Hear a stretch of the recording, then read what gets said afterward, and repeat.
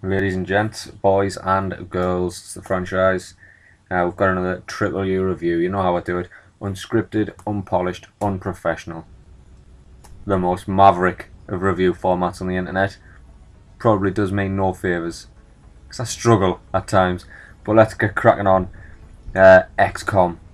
It's the XCOM reboot. We haven't seen the original XCOM since I think it was 1994. XCOM Enemy Unknown. PC smash strategy game, available on Steam. Seriously, you need to get that game for like a £2, what, or dollars, I don't know what. You need to get it just for the comparison, just the sort of how much of the original made it into a highly polished reboot. It just blows my mind. Well, I tell you what, we'll start at the beginning. What is XCOM? What is it? You sort of like a government base, a government sort of military unit to deal with alien attack basically on the planet. So you sort of like the World Council come together and fund you. So you've got like sort of two games essentially. You've got the turn-based strategy game that you expect from XCOM, whereby you've got a certain amount of in the original it was time units. In this one you've literally just got 2 units, and one unit can be used to run a certain distance, and then another unit can be used for a combat action, like put you on Overwatch, fire at something, use an ability, so that sort of thing, or you can just dash a long distance and use both of them. The original had time units where you could move and then do whatever you want as long as you had the remaining time units to do it. So that's your basic, not basic. That's basically the turn-based strategy side of things, and then you've got this management sim. That's the only way I can describe it. It's like theme military base, theme army man. It's like you've got to manage. Not only do you manage your base, you've got to manage your team as well. So the idea behind it, you get funding from all these countries that are funding you, so you get a monthly wage, and with that monthly wage you've got to build new areas of the base, you've got to hire new soldiers, you've got to do maintenance on original areas of the base, you've got to did I say research? If I've said research, then you do engineering. If I haven't said research, then research. You do engineering, depending on what I said previous. So you've got all of these sort of elements that you've got to manage, and you've got to manage the money that comes in on a monthly basis from these countries that are in the World Council that pay you to keep them safe. But that's another side of it, because you've got to have the money to put satellites up over these countries to sort of pick up any aliens that are like flying about or going to attack and like abduct people.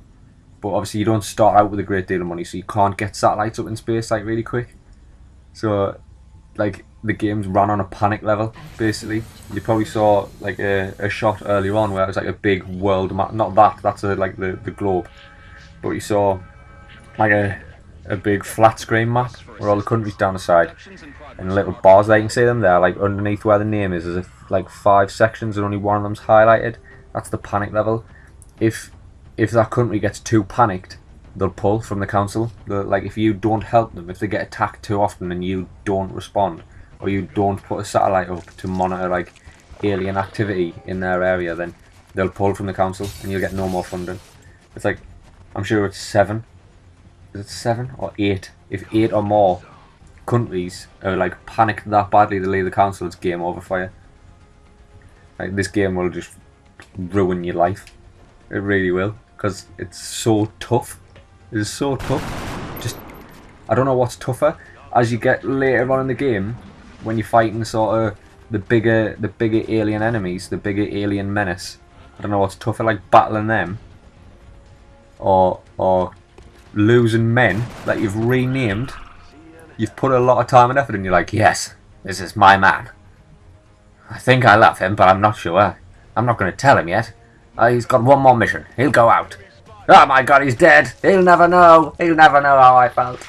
It's like, you name them and you give them all these abilities and you customize the loadout. Actually, you choked. I don't know what on.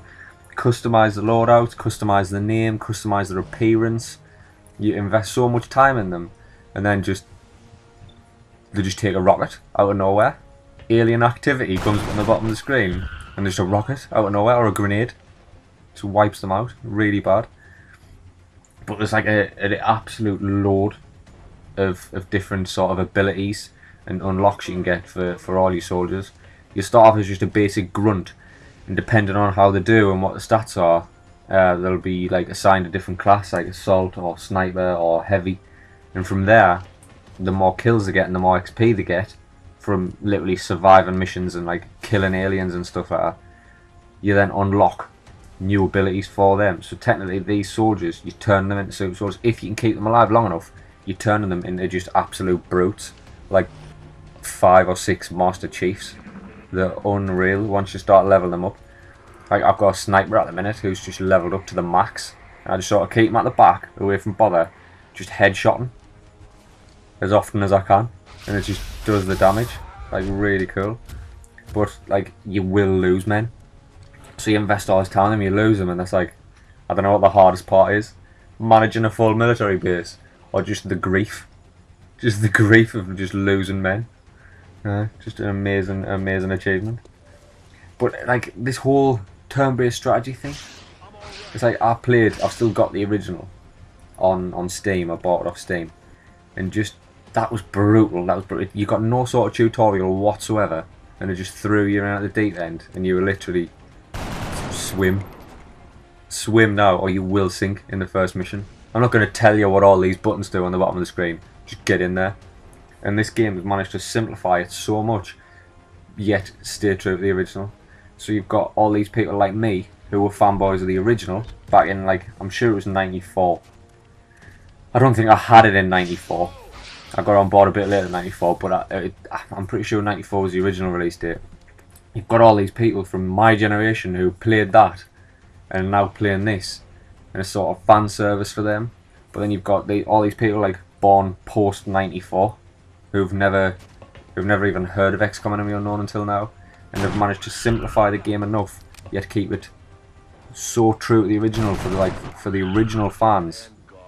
It's just an achievement in itself. It really is. And at least this time they give you some sort of in-depth tutorial to tell you what you're doing, just to get you off on the right track. Just amazing. But there is a multiplayer component as well, which I quite enjoy. I say I quite enjoy. I'm really bad at it. But sort of the idea behind it is you will, I think there's some footage coming up with the multiplayer arena, but I'll just get talking ahead of it. You get sort of an amount of points that you have to put a squad together with, and your squad can consist of Marines or aliens, like the hard-ass Marines, the best Marine you can get, or the best alien you can get, but then you've used up the majority of your points, so you have to fluff the rest of your team out with sectoids. Like you can see there, this was my first ever jaunt into the online arena. Didn't go well, like, really didn't. I don't even think I shot at the guy. This Adam Al-Sheikh or whatever he's called just ruined us, just absolutely ruined us. But it's a nice addition if you play with somebody you know. I think it'll be really fun. But that's it for now. I'm going to wrap that up. I've been the Phranchize, been XCOM. Until next time, laters.